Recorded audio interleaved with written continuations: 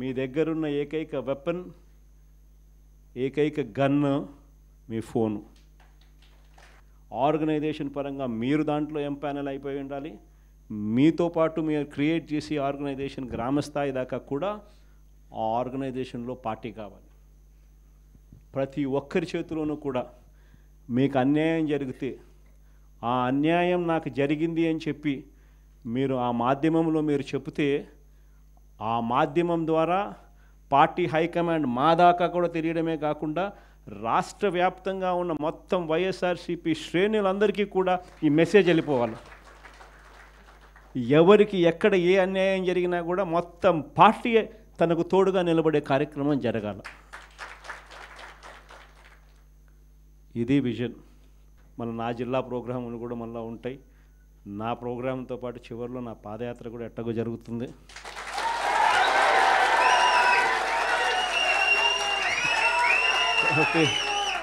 కాబట్టి ఆ టైం వచ్చినప్పుడు ఇంకా మీతో ఇంకా ఎక్కువ మమేకమయ్యే పరిస్థితి ఉంటుంది.